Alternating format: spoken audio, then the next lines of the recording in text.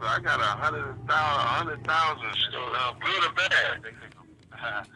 What they want, good or bad. One good, one bad.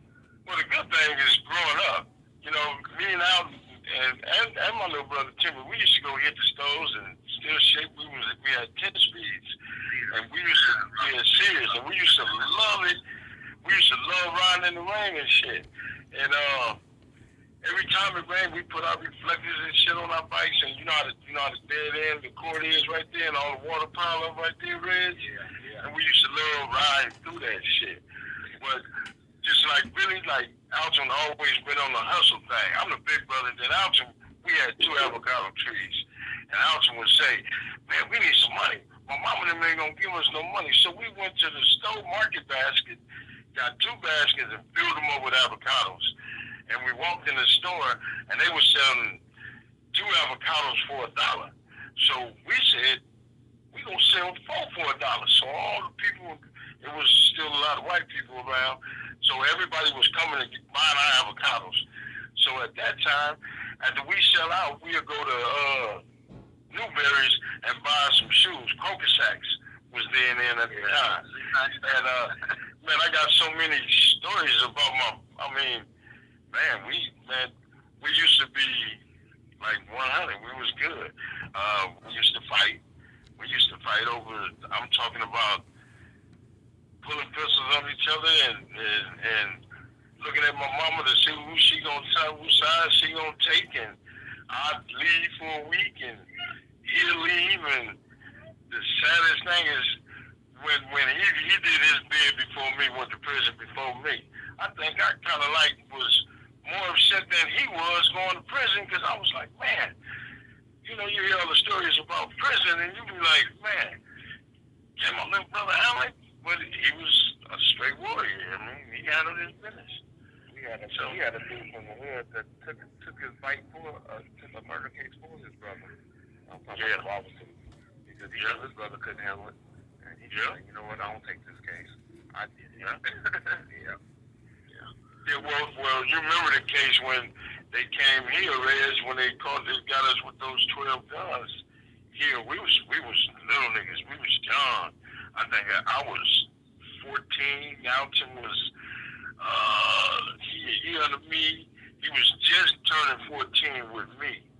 And the police came in here and they told me if we don't tell them who guns they is, they gonna take my mama to jail. And Alton was the first one to open his mouth. I looked at him like, hey, I ain't gonna lie to y'all. I was gonna like, my mama finna go to jail. But we stood up and say they ours because, I mean, they got them up on our mattresses and shit. I got so many stories of how me and my brother and them grew up together, how we was, you know, certain missions we did, we were side by side. Like fighting the Rams football team.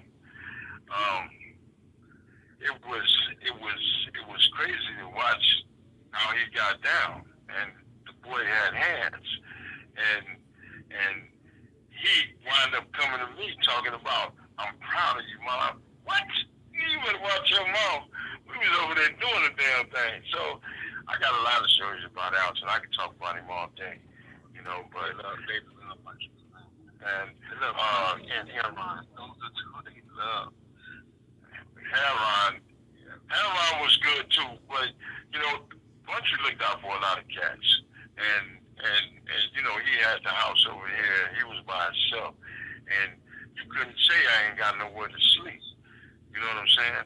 And that's why when he passed, so many cats came from everywhere, and that I ain't never seen in my life. It was like straight to mom's, and it was nothing but love. And I was like, damn. I mean, you seen his funeral.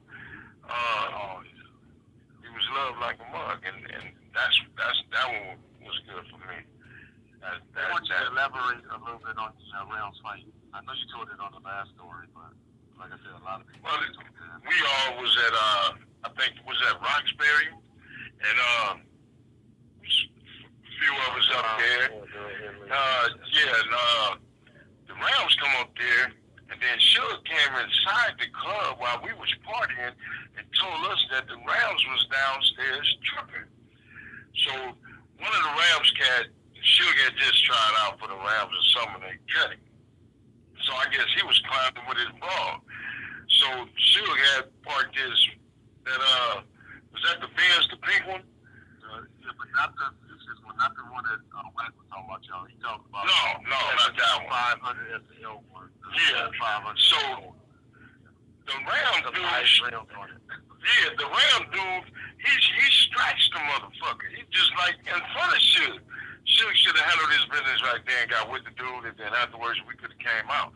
But Suge came in and said they tripping, so we all come outside, and even little Zeke, everybody was standing there, and these motherfuckers had necks like gorillas. I was like, what the fuck is we gonna do with them? And the next thing you know, Suge got some his cousins, his twins, and some nasty cats. Boy, once he took off, it was only cracking. We got that ass. I think that was one of the biggest tests I think the Death Row had, was to beat the shit out of them cats like that in front of all them people.